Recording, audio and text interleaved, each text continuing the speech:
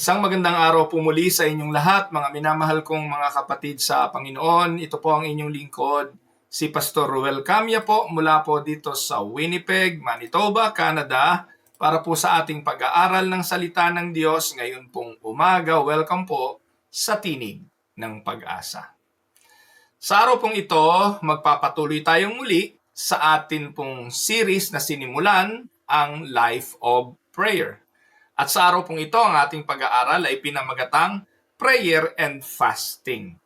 Isa po ito sa mahalagang topic in regards to prayer. Kasi magkadikit lagi yan prayer and fasting. Marami po sa atin, maging kahit na mananampalataya ng matagal, ay merong misconception in regards to how to do and why to do fasting. Kaya po sa mahalagang mga talata natin ngayong umaga, ating sisilipin at ating pag-aaralan kung ano nga po ba ang kahulugan ng fasting and prayer. Samahan niyo po ako at medyo mahaba-habang basahin po ang ating gagawin ngayong umaga. Simulan po natin ang Matthew chapter 6, 16 hanggang 18.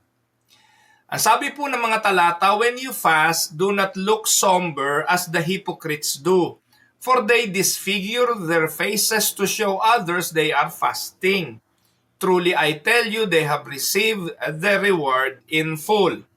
But when you fast, put oil on your head and wash your face, so that it will not be obvious to others that you are fasting, but only to your Father who is unseen. And your Father who sees what is done in secret will reward you. Sunod po natin ang aklat ni Joel chapter 2 verse 12 hanggang 13. Sabi po, even now declares the Lord, return to me with all your heart, with fasting and weeping and mourning. Rend your heart and not your garments. Return to the Lord your God, for He is gracious and compassionate, slow to anger and abounding in love, and He relents from sending calamity. At ang panghuli po, Acts chapter 3 o 13, 1 to 3. Ganito naman ang ating mababasa. Now in the church at Antioch, there were prophets and teachers. Barnabas, Simeon called Niger, Lucius of Cyrene, Manaen who had been brought up with Herod the Tetrarch, and Paul and Saul. While they were worshiping the Lord and fasting, the Holy Spirit said, set apart for me Barnabas and Saul for the work to which I have called them. So after they had fasted and prayed, they placed their hands on them and sent them up. Pagpalain naman ng Panginoon ang pagkabasa ng kanyang mga banal na salita na sa araw na ito'y ating pagbubulayan. Hindi ko po alam mga kapatid kung alam na ninyo o narinig na ninyo yung biblical perspective in regards to fasting. Alam niyo po, common kapag mahal na araw o malapit na yung mahal na araw, bahagi noong pagdiriwang nito sa ibang pananampalataya ay ang pagpapahid ng uling sa noo. Alam niyo po ba kung bakit sila nagpapahid ng uling? Ito po ay palatandaan na simula na yung fasting. Sa mga Roman Catholic, common ito. At sa mga panahon na yon, hindi na sila kakain ng karne. No? At yun ang kanilang paniniwala na bahagi na yun ng pagtitika o ng pag-aayuno na tinatawag. Pero ano nga po ba ang implication na ito? Mali ba sila? Tama ba sila? Ano nga ba ang ating pananaw? Sa mga mananampalataya, madalas nating ginagawa rin ito. Meron tayong tinatawag na nationwide prayer and fasting. Merong local prayer and fasting, meaning sa ating mga iglesia lokal. At meron din naman na personal fasting. Ngayon, ano nga po ba ang tunay na kahulugan? Alam niyo po, throughout the scripture, prayer and fasting often appear together during moments of repentance, desperation, discernment, and consecration. apat na mahalagang mga pagkakataon kung saan makikita natin ang dalawang ito na laging ginagawa ng mga mananampalataya. During the period of repentance, sa panahon ng pagsisisi, meron kang gustong idulog sa Panginoon dahil nagkasala ka, ikaw ay mag-aayuno. During a period of desperation, meron ka talagang matinding pangangailangan. Kailangan mong mag-ayuno't manalangin. During a period na meron kang gustong alamin, litong-lito ka, hindi ka makapagpasya, hindi mo alam kung alin ba, yung kanan ba o yung kaliwa ang pipiliin mo. Nagfa-fasting po ang mga mananampalataya. And also during consecration, sa pagtatalaga ng anumang bagay, nag-aayuno ang mga tao. Yet, fasting is also one of the most misunderstood spiritual disciplines.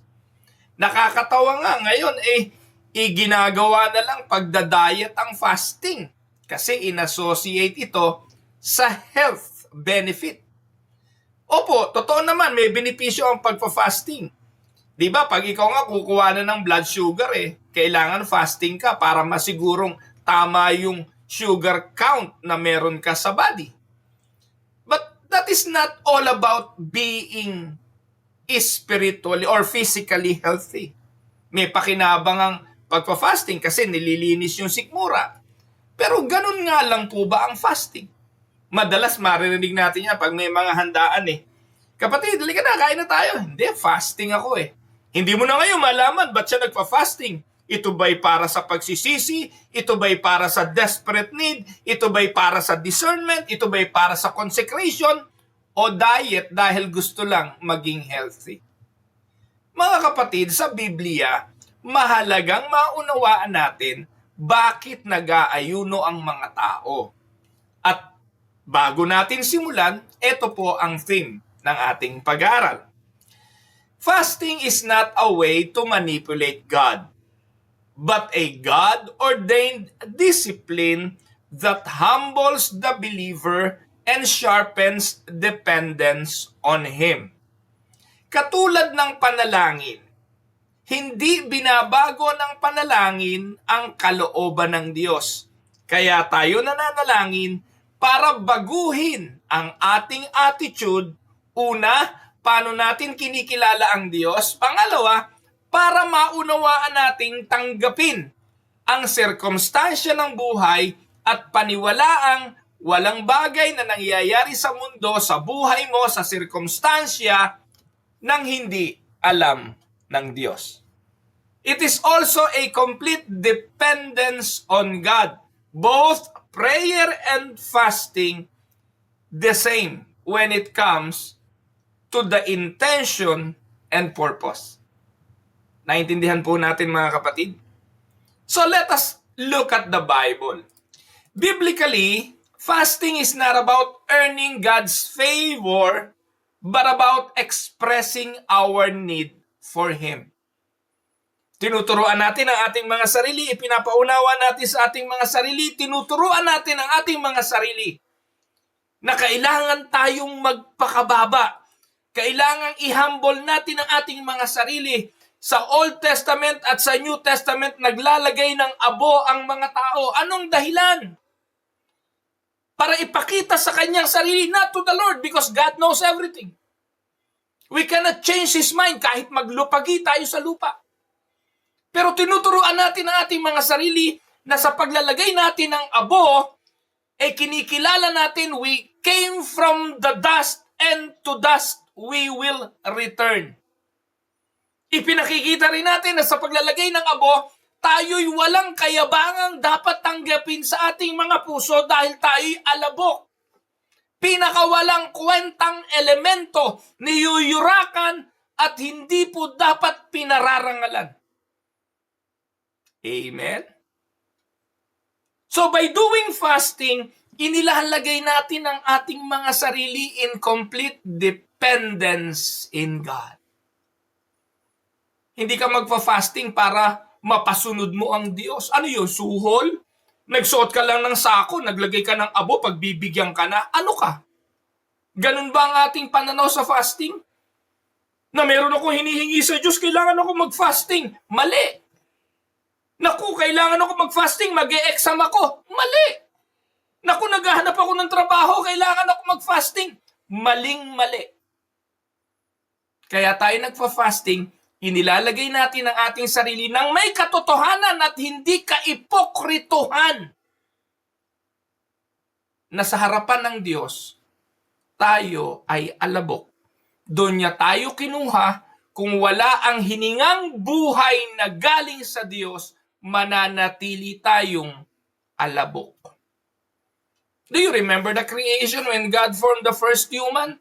At sa kanyang ilong, hiningahan niya to ng hiningang may buhay at ang tao'y naging kaluluwang may buhay. Without the breath of God, we will remain what? Soil, lupa, alabok. Kaya when we do fasting and we put soil, alabok sa ating katawan, it is also a way of denying ourselves of everything, especially food, na siyang lagi nating cravings. Ibinababa natin ang ating mga sarili sa walang kakayahan. In fasting, the body is humbled so that the soul may be attentive to God. Amen? Kaya kung hindi nyo pa ho alam at gusto nyo turuan yung mga anak ninyo, turuan nyo ang sambahayan, turuan nyo ang small group, turuan nyo ang simbahan, ano ba talaga yung fasting? Ipanood nyo sa kanila ang videong ito. Now, ano objective natin? Ba't natin pinag-aaralan? Alam niyo po, by the end of this day, and by listening to this lesson, believers should be able to, 1, understand the biblical purpose of fasting. 2, distinguish true fasting from empty religious ritual. 3, practice fasting as a means of seeking God's will, not bending it. Amen? 3 bagay na pagtutuunan natin ng pansin sa umagang ito ng ating pag-aaral. So simulan po natin. What is the meaning of fasting? We will go to the definition. Kung sanay kayo sa tinig ng pag-asa, pag may tinatalakay tayo, we always go to the meaning and the definition of the subject. Anong definition? Fasting, listen, is the voluntary abstinence from food or other lawful comforts for a spiritual purpose, usually accompanied by prayer. So yan ang definition. So meaning, fasting is not only about food. Pag sinabing fasting, hindi lang pagkain. You are not only depriving of your body with food. Bakit food? Sa Bible, bakit connected lagi ang fasting sa food? Yun ang pananaw ng marami. Pero hindi lang food. Ito po'y voluntary abstinence on lawful comforts. So ano ba yung mga comforts natin? Aside from the comfort food na gusto natin. Maliban sa tapsilog sa almusal, nilagang baka at kanin sa tanghalian at sa gabi ay buffet. Maliban sa mga yon, ano ba yung comfort natin? Ngayon, ang tao hindi makaalis ng bahay nang walang cellphone. Kasi very comfortable ka kapag may cellphone ka parang protected ka Alam mo na kung sinong tatawagan, pag may kailangan tulong, pag may cellphone ka, you can easily access anything.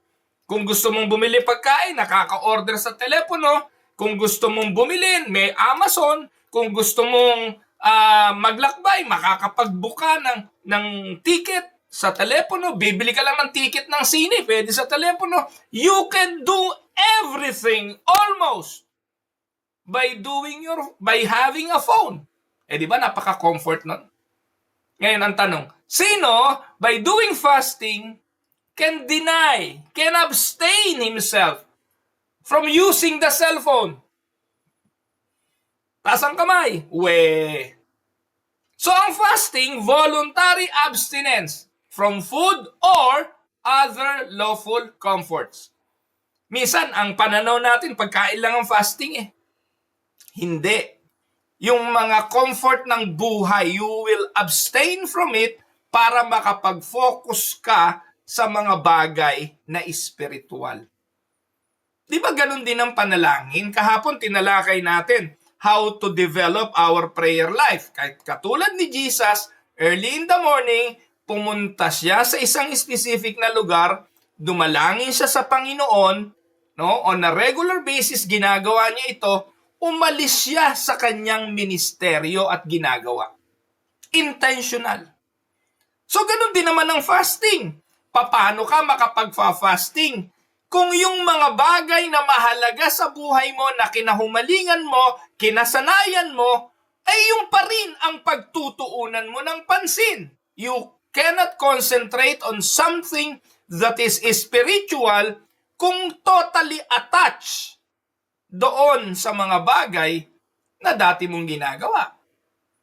Kaya pag nag-fasting, umaalis ka doon, katulad ng panalangin, you will set a time, intentionally give opportunity for something spiritual.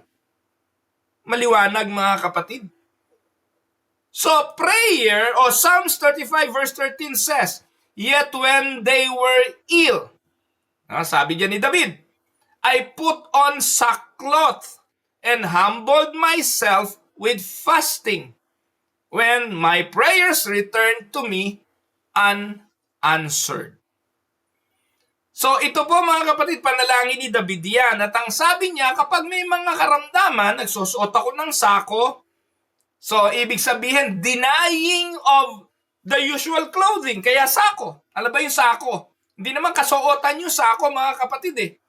Yung sako, lagayan ng bigas, lagayan ng kung ano man, o yung lagayan ng arena, di ba? Yung katsa. At ang sabi, ito'y hindi dinisenyo para sa kasuotan. Kasuotan ito ng mga trigo, ng palay at anumang mga harvest ng mga tao noon. Pero hindi siya pangsuot ng tao. Pero bilang paggawa na ikaw ay mag-aayuno, tatanggalin mo kasuotan mo, papalitan mo ito ng kasuotang hindi dinisenyo para sa iyo. Wala naman sakong, ano tawag doon? Wala hong sakong signature. Wala hong sakong maganda tatak para ipagmalaki mo. No. Ito po'y gagawin mo bilang pagpapakumbaba. Kagaya ng sinabi ni David, I will humble myself with fasting. Dahil may pinapanalangin. Ganon po yun mga kapatid. Yan ang example niyan. Hindi lang denying of food, hindi lang denying yourself or abstain from eating, but also wearing things that you usually wore. Walang singsing, walang hikaw, walang alahas, wala. Sako. Pinakawalang kwentang pwedeng idamit. Iyon ang gagawin mo as a sign of humbleness. Ngayon, pinakamaganda nga niyan nakahubad ka mag-fasting ang halay naman. Pero yung nakahubad, palatandaan, wala ka talaga. You're nothing. Dito, nilagyan lang ng sako, pinakawalang kwentang kasuotan dahil hindi naman siya ginawa talaga para kasuotan, para ipakitang sa harapan ng Diyos, you are nothing. As a symbol of humbleness. Amen mga kapatid, naintindihan ninyo? Ano mahalagang katuruan dito? Key truths. Fasting is voluntary. Hindi po ito ginagawa ng sapilitan. Kahit magdeklara ang simbahan na tayong lahat ay magfa-fasting, voluntaring gagawin ito. At ito po'y gagawin dapat bilang pagsunod at hindi isang nakasanayang ritual. Hindi palibasa, dineclare ng simbahan, simula na ng pag-aayuno, pila, pahiran ng kung ano-ano sa noo. No! Fasting is voluntary, not commanded on a fixed schedule in the New Testament. Walang fixed schedule kung kailan ito gagawin. Fasting is temporary. Hindi po ito asceticism. You know what asceticism is? Meron pong mga tao na may mga vows. Bilang tawag doon? Ascetic action, ang ibig po ko sabihin ng asceticism is the practice of self-denial. Yun po ang meaning niyan. It is a strict discipline usually for religious or spiritual reasons. Yung mga pare, meron silang mga certain vows. Yung mga monk, may mga certain vows. Like for instance, vows of celibacy. Bilang act of asceticism, hindi ako mag-aasawa. Habang buhay, hindi na ako mag-aasawa. Para ako ay mag-concentrate sa espiritual na paglilingkod sa Diyos. Yun yung asceticism. Kaya habang panahon, wala ka asawa. Vows of poverty. Hindi ako tatanggap ng sweldo kahit 5. Mamumuhay ako sa kahirapan kasi si Jesus ay namuhay sa kahirapan. Yung mga gumagawa nun, yun yung asceticism. Yung namumundok, katulad ng mga monghe. Nandun sa bundok, yung mga monk sa Tibet, sa China, may mga dalang kalembang, nagpupunta bahay-bahay, namamalimos kasi doon sila nabubuhay lang. Asceticism ang tawag doon. Ito'y strict discipline of self-denial. Hindi nanonood ng TV, walang alahas, walang makeup, lahat ng sa tingin nila ay nasa mundo, they will deny it. Mga kapatid, ang fasting hindi ganon. Kasi ang fasting temporary lang. Hindi ito lifestyle na habang panahon kang fasting and habang panahon mong i-deny yung sarili for a strict discipline. Asceticism involves giving up physical comforts or pleasures, katulad ng food, possessions, marriage, leisures, in order to focus on spiritual growth, purity, or devotion. Malinaw naman ang turo dyan pagdating sa pagkain, pagdating sa possession, pagdating sa libangan, hindi ho pinagbabawal ng Bible yan. Huwag lang natin gamitin ang kalayaan tungkol sa mga bagay na yan para magbigay layaw sa laman. In simple terms, asceticism says, if I deny my body, my spirit will become stronger. Hindi yun totoo. Kasi ang binabasa ng Diyos, hindi naman ang mga bagay na ating ginagawa, kundi ang laman ng ating mga puso. Kahit na magpatgulong-gulong ka dyan, kung ang puso mo naman ay hindi bukal sa iyong ginagawa, wala itong kabuluhan, ang tawag dito ay hypocrisy. Now, what about fasting? It is not only voluntary, it is temporary. Fasting is always meant to be joined with prayer and repentance and not merely self-denial. Kung ikay nagfa-fasting dahil ayaw mo lang kumain, di nag-diet ka lang. At ikaw ay nagfa-fasting, ayaw mo magsuot ng mga signature clothing dahil wala kang pambili, hindi yung fasting. No? Hindi yung fasting. Maaaring nagtitipid ka lang. Kaya ang fasting laging kadikit ng panalangin at paghingi ng kapatawaran. Now, siguro para natin maintindihan pa what fasting is not. One, not hunger strike spirituality. Alam niyo po ba yan? Meron ganyan hunger strike spirituality. Lord, hindi ako kakain hanggat hindi mo dinidinig ang aking panalangin. Mamamatay ka sa gutom. Lord, hindi ako mag-aahit ng balbas hanggat hindi mo sinasagot ang aking panalangin, hanggat hindi gumagaling ang karamdaman ng mahal ko sa buhay. Magpapahaba ako ng buhok, hindi ako mag-aahit ng balbas. That is not fasting. Hunger strike spirituality. Fasting is not self-punishment.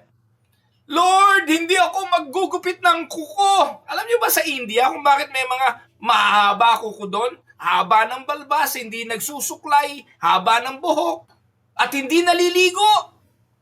Because they consider it self-punishment. At habang nahihirapan sila, ang sabi nila, lumalakas ang kanilang espiritu. Again, asceticism yun.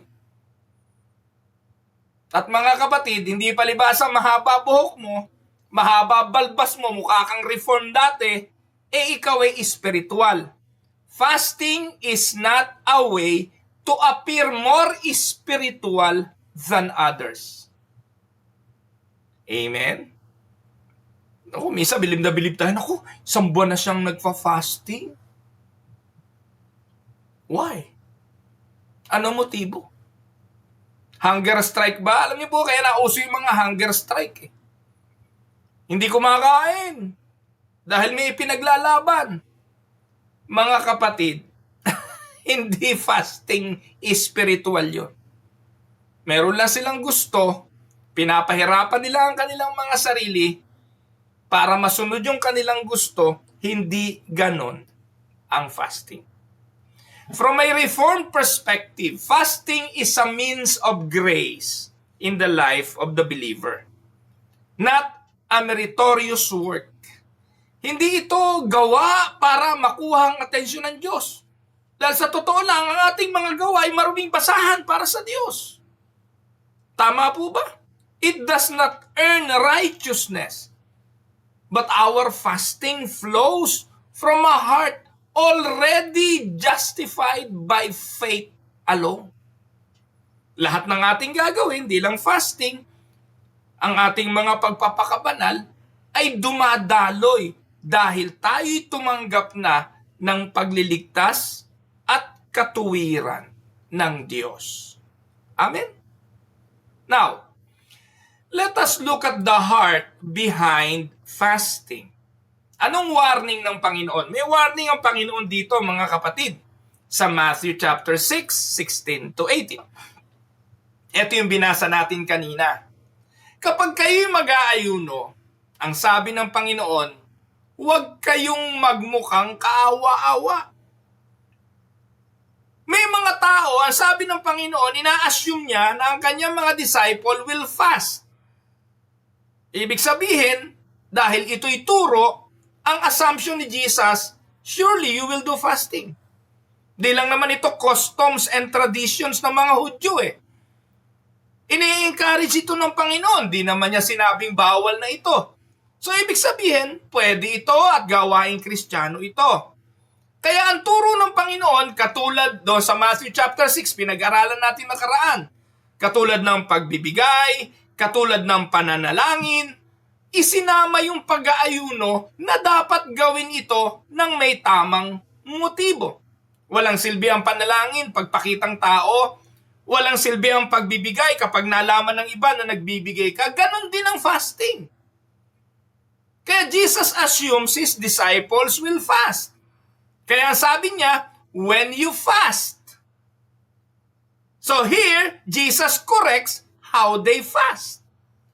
Kasi maraming mga tao, nagfa-fasting, ang sabi, dinidisfigure nila ang kanilang muka para yung fasting nila ay makita ng iba.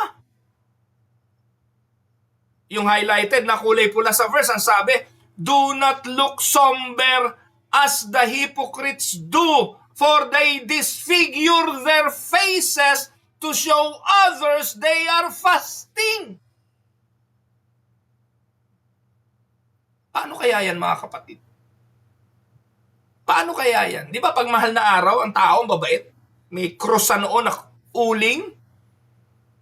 Galing sa simbahan, merong uling sa noo. Batukan mo, hindi ka gagalawin nun Kasi galing sa simbahan. Minsan naka-nguy-nguy na ganun. Mukhang kahabag-habag. Bakit?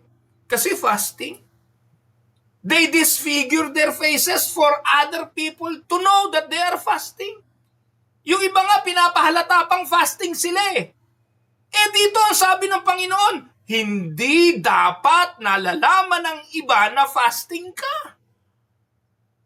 Kaya anong dapat gawin? Aba, ang sabi diyan, maligo ka, put oil on your head. Nung araw yung oil, para hairstyling yun. Naglalagay ng oil sa ulo para maiporma yung buhok. Yun ang purpose nun. Sa panahon natin ngayon, gel, o hairspray, o kaya pamada sa mga matatanda. Magpamada ka, mag-hairspray ka, pumorma ka, iayos mo buhok mo, hugasan mo mukha mo, para hindi halata. Ayan ang Bible, When you fast, put oil on your head, wash your face, so that it will not be of use. Tapos papangalandakan mo pa. Fasting ako ngayon. Kain ka. Hindi, fasting ako Pwede naman sabihin mo, ayokong kumain. Dahil pag nalaman nilang fasting ka, para mas spiritual ka kaysa sa kanila kasi kaya mo mag-fasting. Katulad din yan ang pagbibigay. Pag nalaman nilang nagbigay ka, donated by Ruel Camia, tapos na, bayad ka na. At kapag nanalangin ka sa mga panulukang bayan at ipinakita mong nananalangin ka, ano sabi ng Panginoon? Oy, pumasok ka sa silid mo, wag mo ipaalam na prayerful ka kaysa sa iba. And so it is with fasting. Ano key teaching dito, mga kapatid? Fasting can be externally impressive but internally empty. Dahil hindi naman lahat nakapagpa-fasting. Ang akala ng iba, kapag nakapag-fasting sila at ipinaalam nila sa iba na sila'y nagpa-fasting, mas spiritual sila. Kaya makikita natin, yes, it can be externally impressive. But internally, like prayer and giving na ipinaalam mo sa iba ang fasting, ay walang kabuluhan. Right? God is not impressed by visible suffering. Nagawa niya na lahat ng pagpapakasakit. Tinubos tayo sa Kalbaryo dahil sa kanyang mga latay, sa kanyang hirap, sa dugong natigis. The reward comes from the Father who sees in secret. Matthew chapter 6. Amen, mga kapatid? So God looks at the heart, not the hunger. Kahit gaano ka pa katinding gutom dahil hindi ka kumain. Kahit bumaba ang sugar level mo sa kafa fasting, walang silbi ito sa Diyos. Dahil ang mahalaga sa Kanya, puso, kesa dun sa act na hindi naman totoo. So true fasting flows from humility, not hypocrisy. Repentance, not performance. Communion with God, not public approval. Amen? Now, puntahan natin ang fasting in redemptive history. Balikan natin ang kasaysayan sa Lumang Tipan. Tingnan natin paano gumana ang fasting, paano ito isinagawa. Unahin natin ang bansang Israel. Let us look at Israel in repentance. Joel chapter 2, 12 to 13 to prove yung mga kahingian tungkol sa fasting at kailan dapat nagfa-fasting. Sabi diyan sa Joel 2, 12, 13, even now declares the Lord, return to me with all your heart. How? With fasting and weeping and mourning. Notice, God calls for heart repentance. Hindi ritual fasting. The purpose of fasting, according to the verses, ay returning to God in humble repentance. Amen? Hindi ito basta iraraos lang. Hindi ito basta gagawin. Yung fasting ang means. Ito ang vehicle na gagamitin para igawad sa atin ng kapatawaran. Dahil ito ang pagpapatunay na we are truly repentant in heart. Kaya ang sabi ng Panginoon dyan verse 13. Look at verse 13. Ano sabi sa verse 13? Rend your hearts and not your garments. Rend your heart and not your garments. So anong ibig sabihin yan?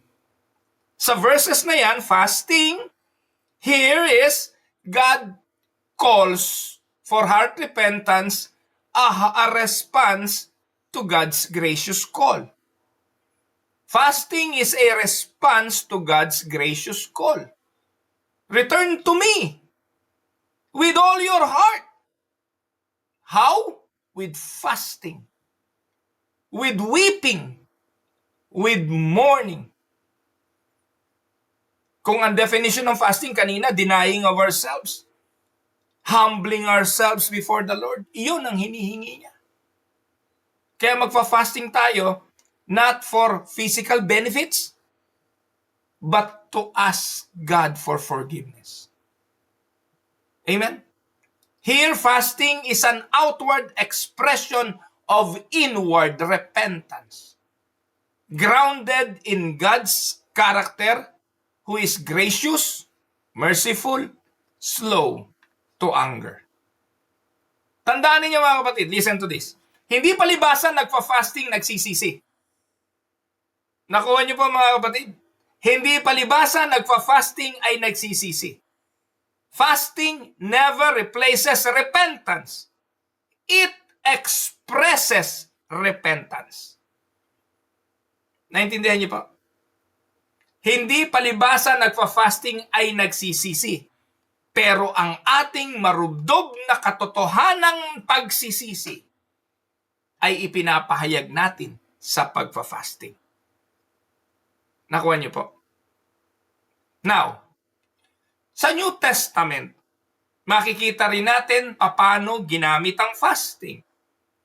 Ang example natin, the church seeking guidance.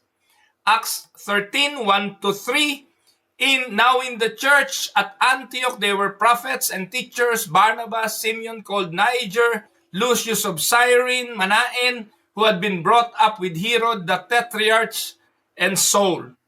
While they were worshiping the Lord and fasting, the Holy Spirit said, Set apart for me Barnabas and Saul for the work to which I have called them.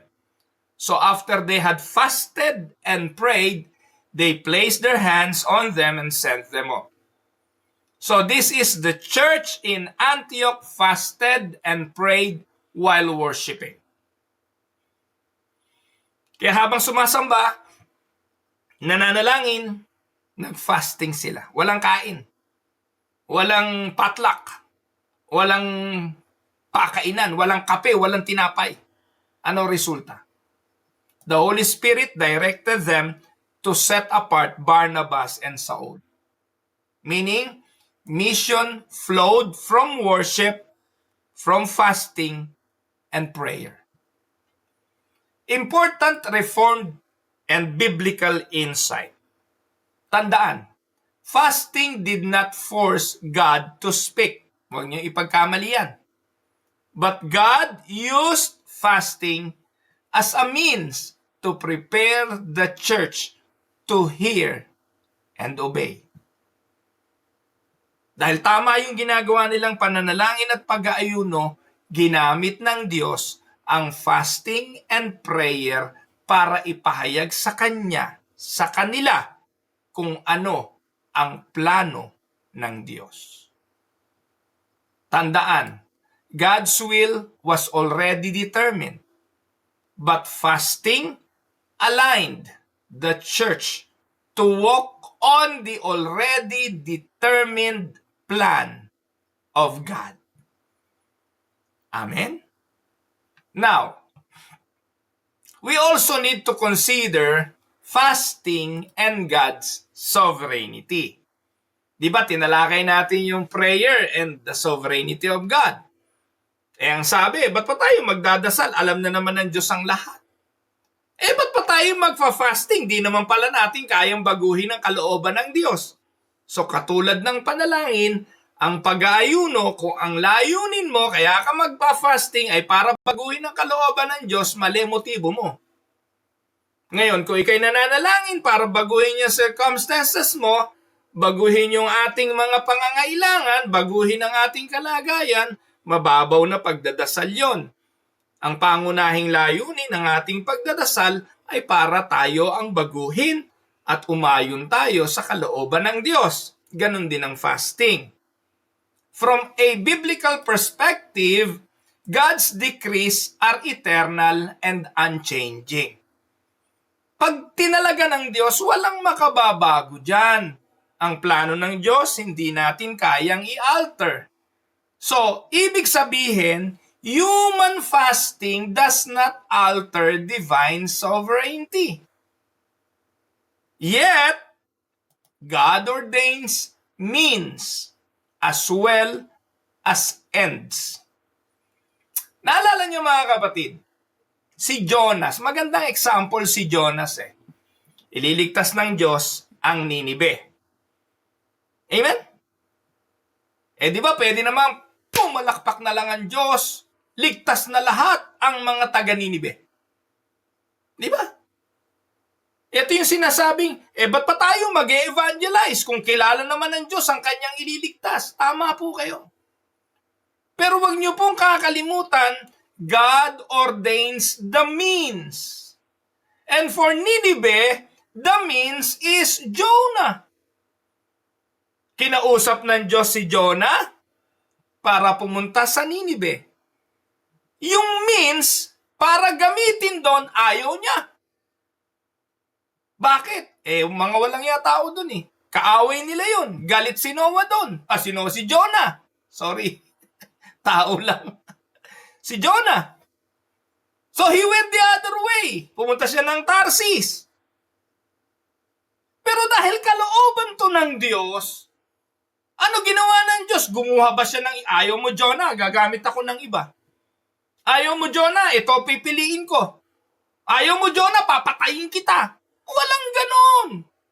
Makikita ho natin sa kasaysayan, yung plano ng Diyos, plano ng Diyos. At si Jonah ang pinili niya ron.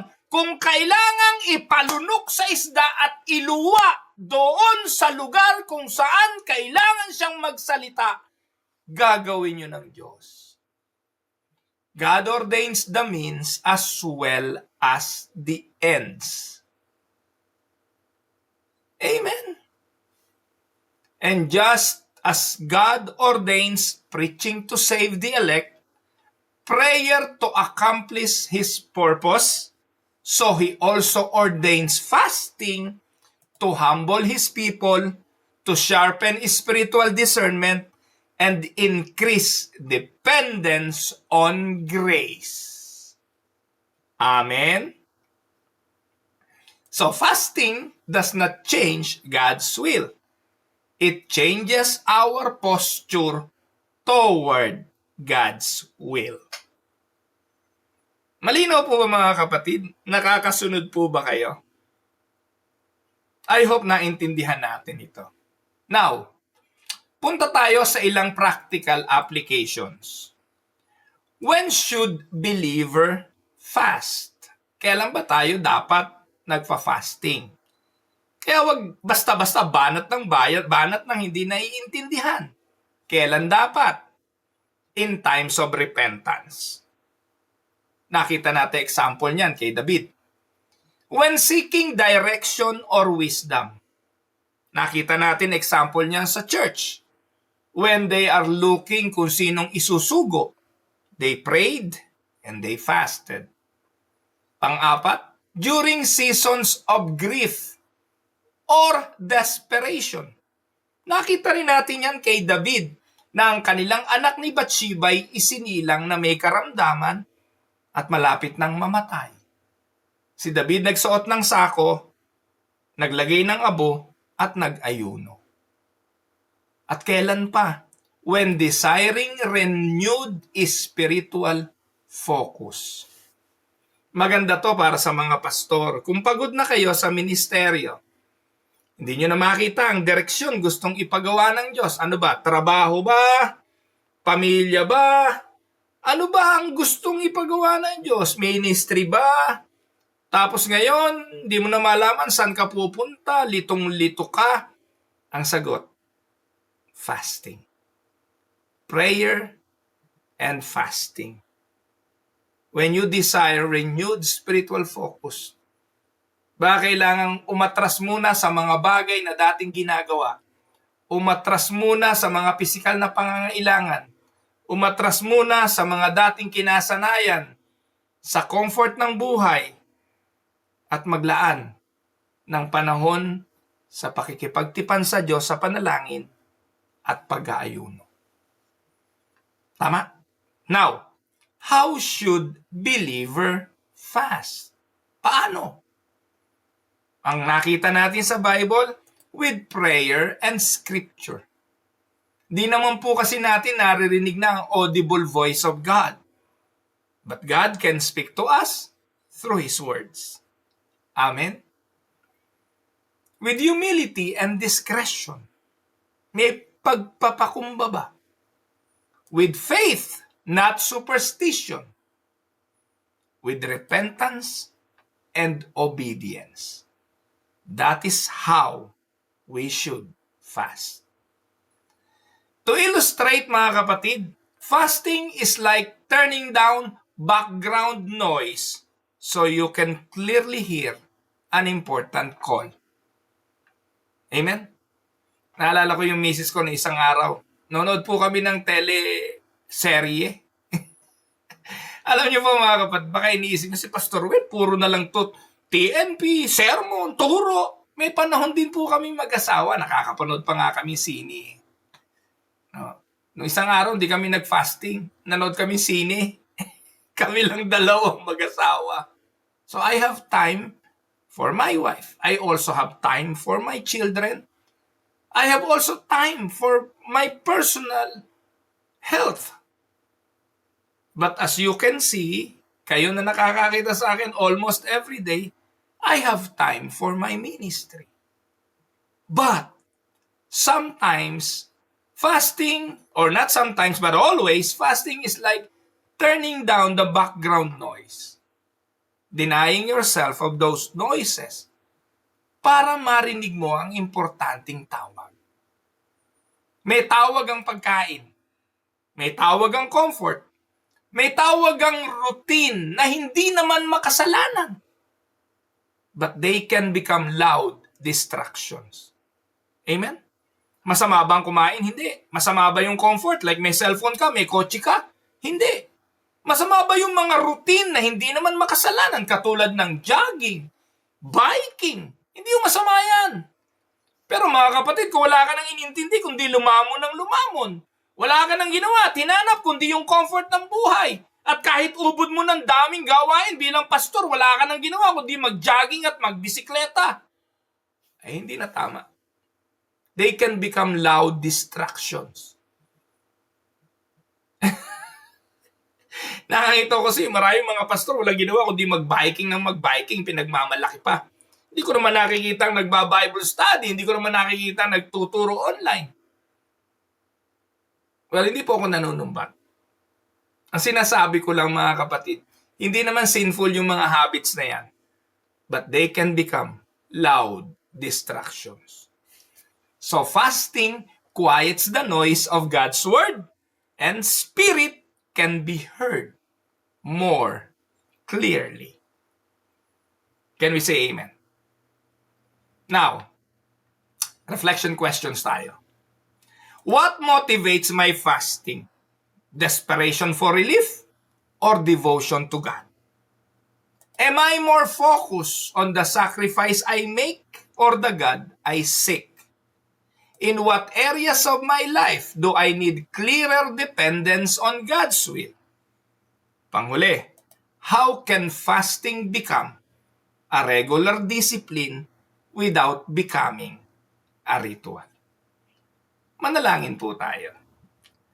Aming Diyos na makapangyarihan sa lahat, aming Ama, teach us to humble ourselves before you, not in outward form only, but in sincere repentance and faith. May you strip away pride. May you quiet our distractions and draw us closer to your heart. Lord, may our fasting deepen our trust in your sovereign will and our delight in your presence. Ito po ang aming samot dalangin sa pangalan ng Panginoong Hesus. Amen. Ito po ang inyong lingkod, si Pastor Ruel Camia po mula po dito sa Winnipeg, Manitoba, Canada para sa pag-aaral ng Salita ng Diyos ngayong umaga dito po sa Tinig ng Pag-asa. God bless everyone.